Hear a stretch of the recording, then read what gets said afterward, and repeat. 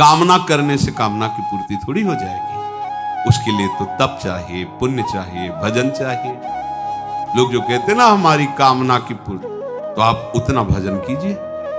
कामना क्या, आपको ब्रह्म पद मिल जाएगा, मोक्ष पद मिल जाएगा, प्रेम प्राप्त हो जाएगा। तो साधारण विषय क्या है, पर उतना नाम जप कीजिए जो तुम्हारे पापों का पहले नाश करे, जो दुख देने के लिए उतावले हैं, जो तुम्हारी दुर्गति करने के लिए तुम्हारे कर्म गरज रहे हैं, नाम पहले उनको नष्ट करेगा। उसी बीच में तुम्हारी अश्रद्धा हो जाती है कि इतने वर्ष हो गए नाम जपते हुए, कुछ वो पूरा मिटिया मेट कर देगा नाम। कोई भी दुख देने वाला नहीं रखेगा आपके पास। महामंगल मोद दशो दिशाएं आनंदमयी, चुपचाप जपते रहिए। अगर नाम जप नहीं है को कल्प तरु के समीप जाने पर भी तुम दुख से नहीं बच सकोगे, दरिद्र बने रहोगे। क्यों? क्योंकि कामना बढ़ती रहेगी। कामना का विश्राम नहीं हो सकता बिना नाम जप के। कल्पतरु जो चाहे वो इच्छा पूर्ति करता है, लेकिन कल्पतरु के नीचे जाए कहते प्रिया प्रीतम के दर्शन हो जाए, कल्पतरु में सामर्थ्य नहीं है। प्राकृतिक वस्तुएं देने की सामर्थ्य है, और प्राकृतिक वस्तुएं भोगने वाला उपासक निर्भय नहीं होता, भयभीत रहता, विषादग्रस्त रहता है। वो कल्पतरु के नीचे है तो कोई कामना प्रतिकूल भी हो सकती है, क्योंकि निर्भय तो है नहीं। एक व्यक्ति कल्पतरु के नीचे गया, उसे पता नहीं था कि कल्पतरु की ऐसी महिमा होती। बहुत सुंदर छाया है, अगर बढ़िया भोजन मिल जाता, मिल गया सुंदर भोजन, अगर शीतल जल मिल जाता, जल मिल गया, अगर सुंदर सैया होती, सैया प्रकट, क्योंकि जो इच्छा करोगी कल्पतरु प्राकृतिक आराम से ले। भेड़िया आ गया फाड़ गया तो भेड़िया आ गया फाड़ गया, क्योंकि कल्पतरु है। गोस्वामी जी कह रहे कल्पतरु के नीचे भी तुझे चैन नहीं मिलेगा, क्योंकि तू नाम जप नहीं कर रहा। जागत बागत सपने न सुख सोई है, जन्म जन्म जुग जुग जग रोई है। जागते सोते स्वप्न में तुझे कहीं सुख नहीं मिलेगा।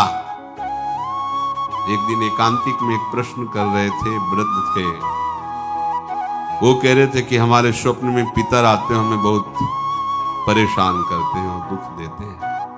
वो पितर नहीं, तुम्हारे कर्म है, कोई किसी को दुख नहीं देता। भयावह स्वप्न, बैठे बैठे जागृत में भयावह कल्पना सिहर जाए ऐसे, तभी तो प्रभु के नाम का आश्रय ले लो, नहीं तुम्हारा ये मन तुम्हें ही चैन से नहीं जीने देगा। बहुत दुष्ट है, ये दुष्टता को स्वीकार करके जलाता बेमतलब जलाता रहता, बेमतलब। अब उसे कोई बहुत दुलार कर रहा है, अब वो संशय कर लिया, अगर ये उसको प्रेम करने लगेगा तो हमें छोड़ देगा, हमें छोड़ देगा तो हम किस काम के रहे, है नहीं कुछ। और इसी को गंभीरता से लेके डिप्रेशन में पहुंच गया, उसको पता भी नहीं वो कष्ट। जिस वस्तु से सुख ले रहा है, अगर ये वस्तु खत्म हुई, आगे ना मिली तो फिर क्या होगा, अगर ये व्यक्ति मर गया तो क्या होगा, क्या कल्पना करके ऐसे भय उपस्थित करके उसे दुखी करना। जागत देखो ना, इतना वो परेशान हो जाते हैं मन से कि व्यसन करते हैं कि थोड़ी देर मन बेहोश हो जाए। अब उनको एक दवाई मिल गई मन को शांत करने की, व्यसन को और गंदा कर दिया मन को, और उसको दवा एक ही है, नाम। जागत बागत माने सोते हुए, सपने स्वप्न में भी तुझे कभी शांति नहीं मिल पाएगी, सुख नहीं मिल पाएगा यदि नाम जप नहीं कर रहा। जागत बागत सपने ना सुख सोई, जन्म जन्म जुग जुग जग रोई है। नाम जप नहीं, भगवत आराधना है तो बाहर इससे बचाव नहीं हो सकता। वृत्ति गिरेगी। बलवान इंदी ग्रामो विद्वानम अपि कर्षति, भ्रष्ट हो गए। बेविचारी की कहीं शुभ गति होती क्या? असत आचरण करने वाले को कहीं शांति मिल सकती है क्या? अधर्म आचरण करने वाले को कहीं सुख का अनुभव हो सकता है, कदापि नहीं। बस वो भ्रम में जीता रहता है, दुर्गति को प्राप्त होता है। छूटिबे के जतन विशेष बांधे जाएगो, बंध गया विशेष। क्या हुआ? नाम जप नहीं, भजन नहीं, वह है विष भोजन। देखो अच्छे अच्छे पदार्थ, सात्विक पदार्थ, क्योंकि पंडित जी हैं, विद्वान हैं, सात्विक पदार्थ समाज में सम्मान।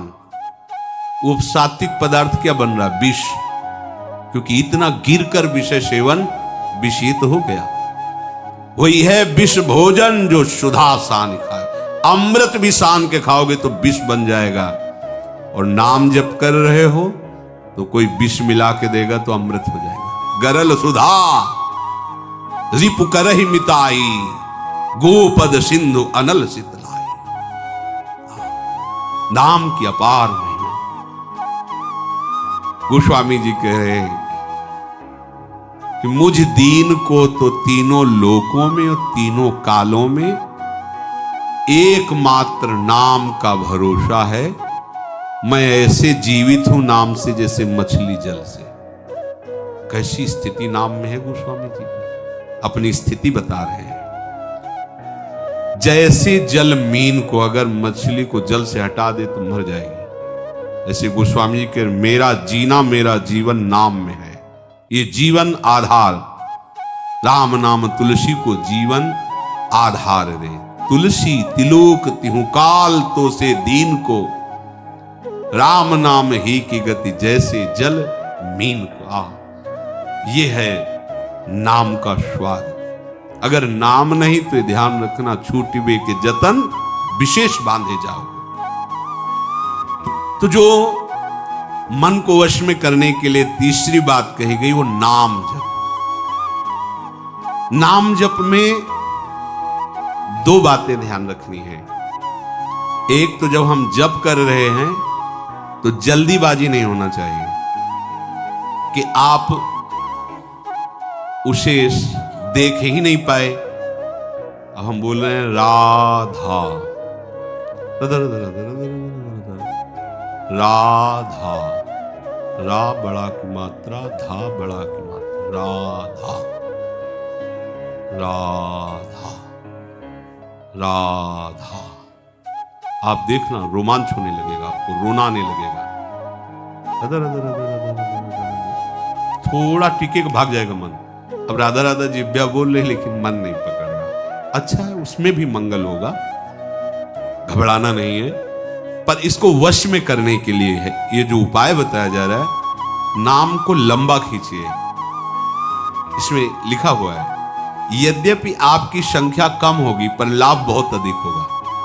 जैसा प्राय चर्चा में कहा जाता है कि नाम को, मंत्र को देख के जपिए। सामने लिखा हुआ एक एक अक्षर मात्रा, आंख खुली है या आंख बंद है, हम उसका दर्शन कर रहे हैं, उच्चारण कर रहे हैं। और दूसरी बात, बिना सुने उस नाम को, अगले नाम को उच्चारण मत कीजिए।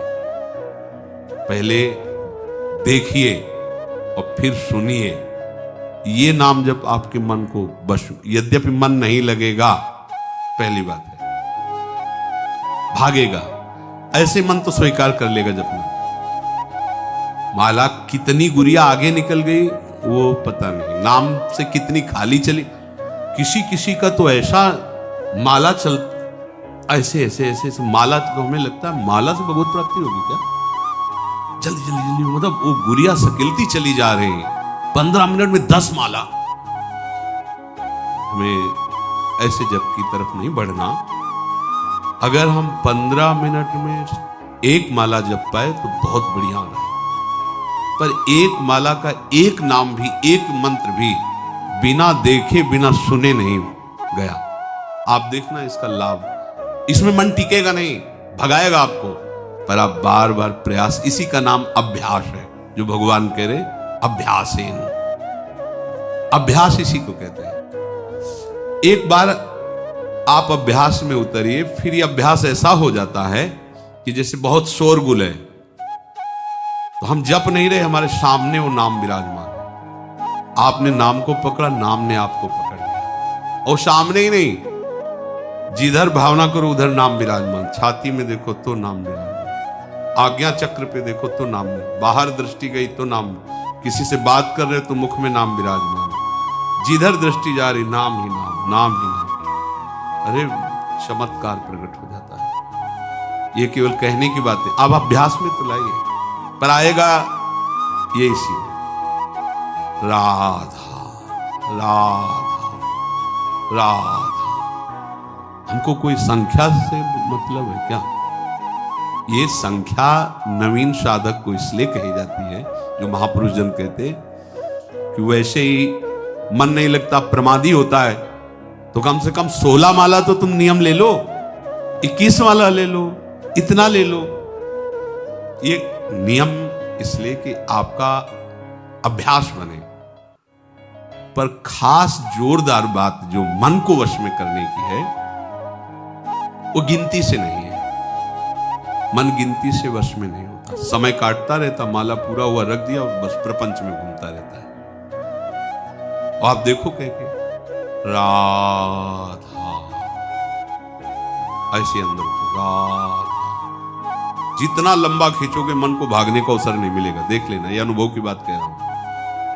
पर ये चाहेगा ऐसे ही, अब ये और चिंतन कर रहा है, और जगह भटक रहा है, माला रफ्तार से चल रहा है,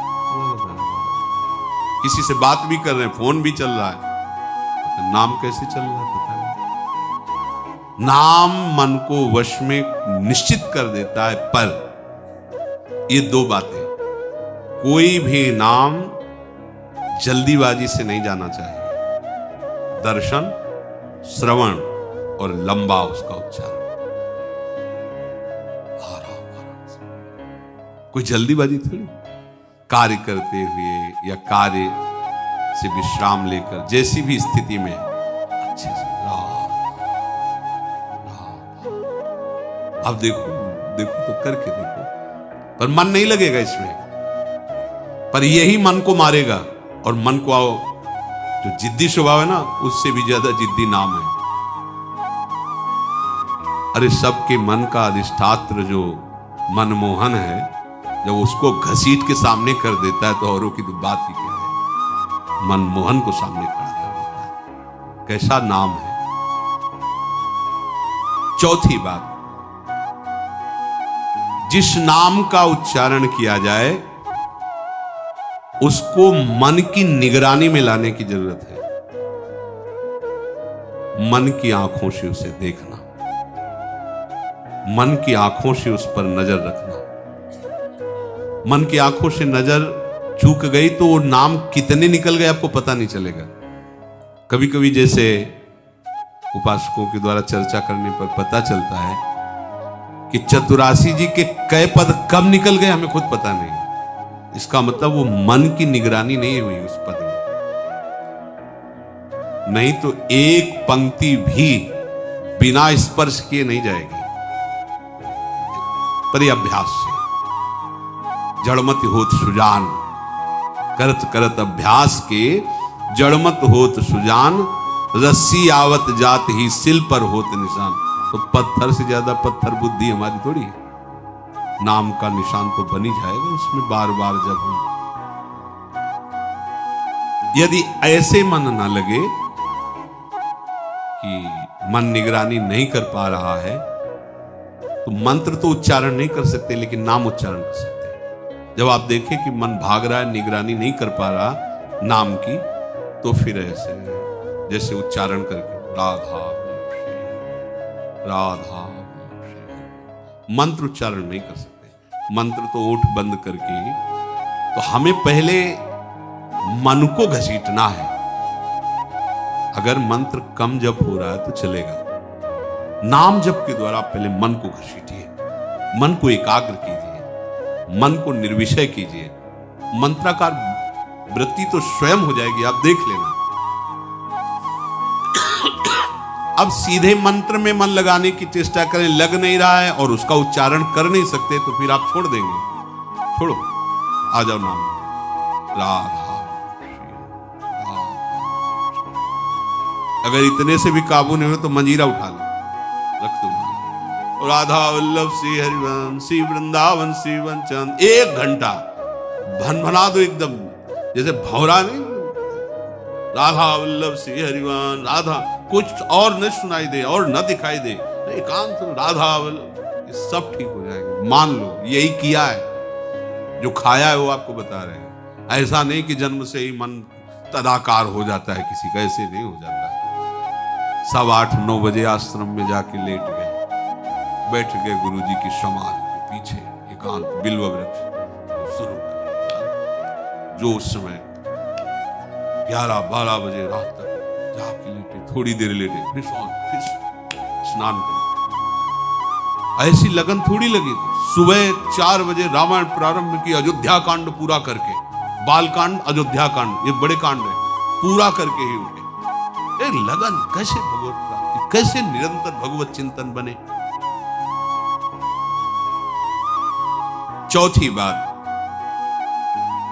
राग रागिनियों में नाम को करके उसकी ध्वनि में चलना।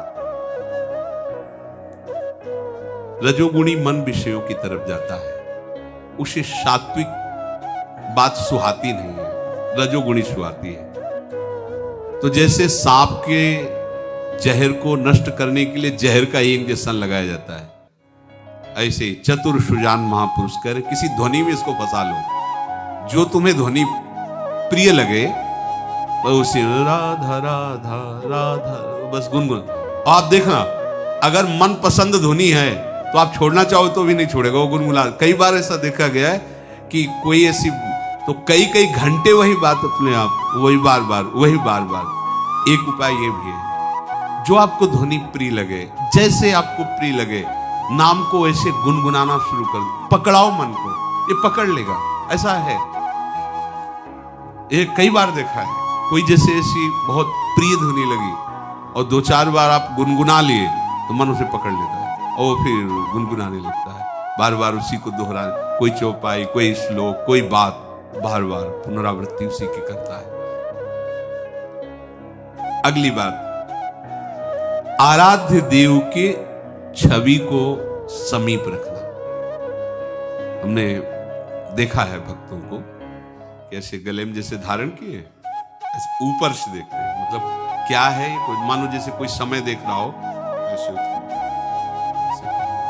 कोई देख नहीं पा रहा, क्या ऐसे ढकी हुई, ऐसे पास, जिसे अपने आचार्य चरण का आदेश, राधा वल्लभ लाल को हृदय ध्यान मुखना, बिहारी जू, राधा वल्लभ जू, राधा रमण जू, प्रगट प्रिया प्रीतम छवि, उसको बार बार से देख, श्री चरणों से लेकर के मुकुट तक बार बार देख। हमारी दृष्टि में तो ये आई रहा अंदर ना कि ये बिहारी जू है, चिंतन, नेत्र देख रहे हैं और प्रयास कर रहे हैं, आंख मूंदा, फिर उसको बसाने की चेष्टा, फिर देखा, फिर बसाने की चेष्टा, फिर देखा, इससे मन अधीन। ये उपाय है। जब आप कोई भी कार्य कर रहे हों तो पहले आराध्य देव को साथ अपने लीजिए, और हम परिक्रमा करने जा रहे हैं, चलो प्रिया प्रीतम साथ में वन विहार के लिए, भावना हुई हमारे साथ प्रिया प्रीतम चल रहे हैं। अगर भावना परिपक्व होने लगे तो आपको नूपुरों की करधनी की झनकार सुनाई देने लगी, प्रिया प्रीतम साथ चल रहे हैं। वो कोई असत्य थोड़ी है, वो तो सत्य है, और आपकी भावना सत्य की हो रही, इसलिए अनुभव होगा। कोई भी कार्य सोहनी लगा रहे हैं, प्रिया प्रीतम हमारे साथ है, खेल रहे हैं, हमें चाहिए कि अपने आराध्य देव की या गुरुदेव की छवि अपने पास रखें, बार बार देखते हैं। ध्यान मूलम गुरु मूर्ति, पूजा मूलम गुरु पदम। सच्ची मानिए, हम श्री विग्रह पर तो प्रभु की भावना कर लेते हैं, पर गुरुदेव पर मनुष्य भावना नहीं हटती। ये हट जाए तो साक्षात तत्व विराजमान, गुरुदेव साक्षात। वैसे तो सब तत्व स्वरूप ही है, पर जहां से हमने सवाल सुलझाना शुरू किया है, मानी संख्या गुरुदेव पर ब्रह्म, वहीं हम सवाल नहीं सुलझा पा रहे। पर ब्रह्म की एक जगह दृष्टि हो जाए केवल, गुरुदेव पर। हम गुरुदेव की छवि विराजमान करके पूछ सकते हैं, प्रभु की छवि विराजमान, क्योंकि डांटेंगे नहीं, वो हमारे मन को रौंदेंगे नहीं। और प्रगट में सुरपति नरपति लोकपति जिनके भावे घास, तुम क्या हो। फिर वो जो उनका वो अभिमान जो हमारा, वो हमको भगवत भाव नहीं। ये भी तो ये पहनते हैं, ये भी तो ये ऐसे करते हैं, ये भी तो ऐसे।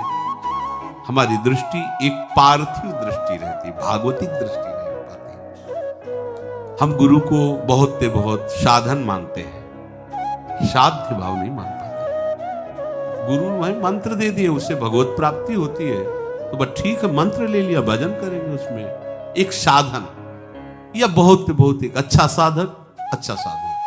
लेकिन साक्षात जिस आराध्य देव को प्राप्त करना है, वो अपने रहस्य को बताने के लिए, मेरी भाषा में बोलने के लिए, मेरे जैसा व्यक्ति समझ पावे उस गूढ़ रहस्य को, ये ऐसा प्रगट रूप धारण करके हमारे सामने बैठे, हमारी ऐसी श्रद्धा नहीं। ध्यान मूलम गुरु मूर्ति, पूजा मूलम गुरु पदम, मंत्र मूलम गुरु वाक्यम, मोक्ष मूलम गुरु कृपा। प्रभु का रूप या सदगुरुदेव का रूप, उसको बार बार देखना, बार बार, इससे मन अधीन हो जाता है। प्रभु देख रहे हैं ना आपकी चेष्टा, कि आप अपने मन को लगाना चाहते हैं, तो आपके उस अभ्यास से नहीं हुआ, उनकी कृपा कोर से हो गया। अभ्यास की पुष्टता वैराग्य से होगी। दो बातें भगवान ने कही, अभ्यास से वैराग्य। वैराग्य किसे कहते हैं? भोगों में किंचन मात्र राग ना रह जाना, इसे वैराग्य कहते हैं। पूरे इंद्रियजन्य भोगों के संयोग में सुख भाव ना रह जाना। अभी क्या होता है कि हमारे लिए ये ठीक नहीं है करना, पर अंदर से सुख बुद्धि रहती है, इसे वैराग्य। अंदर से उसके प्रति सुख भाव खत्म हो जाना। मन उतना ही तुम्हारा निर्मल और प्रभु में स्थिर होने लगेगा जितना ये भोगों से राग रहित होगा। संसार का राग सर्वथा हटने पर मन प्रभु का चिंतन स्वाभाविक करने लगता है। पुराने संस्कारों के कारण मन में जब स्फुरणा आए, तो उससे न राग करो न द्वेष करो, उदासीन हो जाओ। सुनो ही मती मन की बात, गंदी बातें फेंक रहा है, संसार की बातें फेंक रहा है, हमें नहीं सुनना, उपेक्षा कर दो, उदासीन हो जाओ। वो जब देखेगा कि आप उसकी बात नहीं सुन रहे, तो स्फुरणा ही मिट जाएगी। वैराग्य और अभ्यास, मन तुम्हारे अधीन हो जाएगा। देखो, विचार करो, संसार प्रतिक्षण बदल रहा है, प्रभु कभी बदलने वाले नहीं। संसार कभी हमारे साथ नहीं रह सकता, प्रभु कभी हमारा साथ नहीं छोड़े हैं और न छोड़ने वाले हैं। पुरंजनोपाख्यान में भागवत में आता है कि जब पुरंजन पुरंजनी पर बहुत आसक्त हो गया, तो अगला जन्म स्त्री का हुआ, और फिर उसके ब्याह हुए, तो जब पति युद्ध में मारा गया, तो उसमें वो बहुत विलाप कर रही थी। तो भगवान प्रकट हुए और कहा कि तुम जानते नहीं हो, तुम स्त्री नहीं हो, तुम पहले पुरंजन थे, स्त्री में आसक्त हुए तो तुम स्त्री बन गए आकर। हम तुम्हारे सखा हैं, और जब जब तुम जन्म लेते हो तब तब मैं तुम्हारे साथ रहता हूं, पर मैं प्रकट नहीं होता, मैं तुम्हें प्रतिपल देखता रहता हूं, क्योंकि मैं तुम्हारा सखा हूं। हमारा परिचय है अविज्ञात सखा, पुरंजनोपाख्यान में आता है, अविज्ञात सखा, जिसको तुम जानते नहीं हो, पर मैं तुम्हारा सखा हूं, मित्र हूं। अरे मित्र, तू स्त्री नहीं है, ये तेरा पति नहीं था, छोड़, आ, मैं तुझे लेने आया हूं। करुणा करके भगवान उनको उपदेश करते। हमारी हालत भी यही है। हमारे जो नित्य मित्र हैं, नित्य सखा हैं, उनको भूले हुए या नए नए दोस्त, नए नया संबंध, नया नया राग स्थापित करते रहते हैं। तो आप सोच लो, कोई भी तुम्हारे साथ बराबर नहीं रह सकता और प्रभु कभी तुम्हारा साथ नहीं छोड़ते। इसलिए किसी से अपनापन मत करो। दूसरी बात, अपने कुटुंब कहलाने वाले, संबंधी कहलाने वाले आपसे अनुकूलता का संबंध रखते हैं। ये अपने कहलाने वाले जितने कुटुंबी संबंधी हैं, वे केवल हमसे संबंध अनुकूलता का रखते हैं, अन्य नहीं रखते। अपनी सामर्थ्य, अपनी योग्यता, अपने पास कुछ है तो ये हमको प्यार करते हैं, नहीं अगर कुछ ना उनको समझ में आवे नहीं प्यार करेंगे, पता चल जाएगा। इसलिए आप विवेक पूर्वक ऐसा जो मित्र है जो हर स्थिति में आपको प्यार करता है, उस प्रभु को स्वीकार कीजिए। आप विचार कीजिए, जैसे आप शराब है, मांस है, अंडा है, एक गंदा आहार है, इसको आप पाप देखते हैं, निषिद्ध देखते हैं, तो आपका मन कभी नहीं रहता इस पर। और जो गंदे आचरण है वो है तो इन्हीं के समान, फिर आप उसे क्यों स्वीकार नहीं करते? सोचो, आपको कोई परोसे तो क्या आप मांस खा लोगे वैष्णव? आपको कितना बुरा लगेगा। तो आपको जो प्रभु से हटा दे ऐसी वस्तु, ऐसी क्रिया, ऐसी चेष्टा आपको बुरी क्यों नहीं लगी? उसके समान क्यों बुरी नहीं लगी? आप विचार करो, जो निषिद्ध है सो निषिद्ध है। पूरा का पूरा व्यवहार आप इसमें कसौटी पे कसिए। जो नहीं करना चाहिए वो उसी लाइन पे है। जैसे मांस नहीं खाना चाहिए, मदिरा नहीं पीना चाहिए, तो उसी लाइन पे व्यभिचार भी है, उसी लाइन पे ब्रह्मचर्य का नाश भी है, असत्य भी है। जो निषिद्ध है उसमें कुछ तो आपने निषिद्ध मान लिया तो आपका मन नहीं जाएगा, देख लो। लेकिन कुछ को आप निषिद्ध जानते हुए भी सुख बुद्धि से आप नहीं मान रहे, इसीलिए गिर रहे हैं। यदि उसी लाइन वाले निषिद्ध वाले को आप उसी कोटि का है, जो दुर्गति उनकी होती है वही दुर्गति उनकी होती है।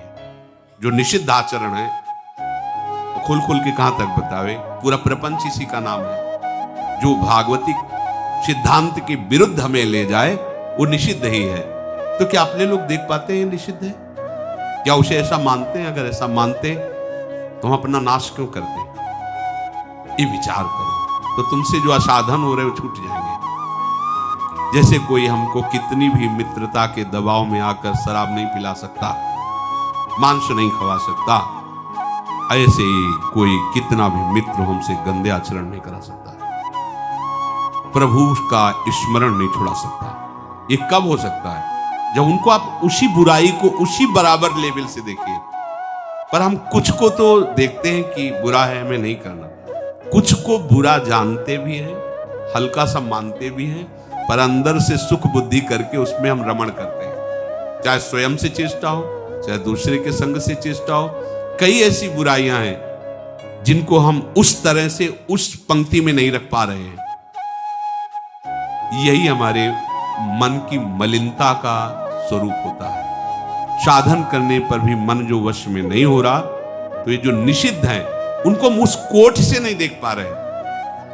क्या मिल जाता है झूठ बोलने से? क्या मिल जाता है गंदी बात करने से? क्या मिल जाता है गंदी क्रिया करने से? आपका मन मलिन होता है, आपकी वृत्ति अपवित्र होती है, तो आप उसको उसी कोट में क्यों नहीं रख लेते? जैसे आपका मन कभी स्वप्न में भी मांस खाते हुए स्वप्न नहीं दिखाएगा आपको। यदि जीवन में मांस नहीं खाया तो आपको कभी स्वप्न में नहीं दिखाएगा। शराब नहीं पिया तो नहीं दिखाएगा। तो आप समझ लो फिर जागृत में मन कैसे जा सकता है आपका? बाजार से निकल जाओ, उसकी बाजार भी लगी हो तो भी आप ऐसे निकल जाएंगे कि सूंघना भी नहीं, देखना भी नहीं। तो भगवान जो और निषिद्ध कार्य बोले कि ये नहीं करना, उसके प्रति आपकी श्रद्धा क्यों है? वो भी तो उसी पंक्ति में है, वो भी तो वही कार्य करेंगे। जो वो कार्य करेगा वही वो कार्य करेंगे। निषिद्ध कार्य हमको अधर्म में लगाकर भगवत विमुख कर देगा। तो हम अपनी इस कमजोरी को छोड़ें, विवेक के द्वारा जो निषिद्ध कार्य हैं उनको उसी पंक्ति में रखें। नहीं करना, नहीं देखना, नहीं सुनना, इससे राग हटेगा और भजन का निरंतर अभ्यास, ये अभ्यास और वैराग्य ये दोनों भगवत प्राप्ति करा ही देंगे। मन तुम्हारा प्रभु में लग ही जाएगा।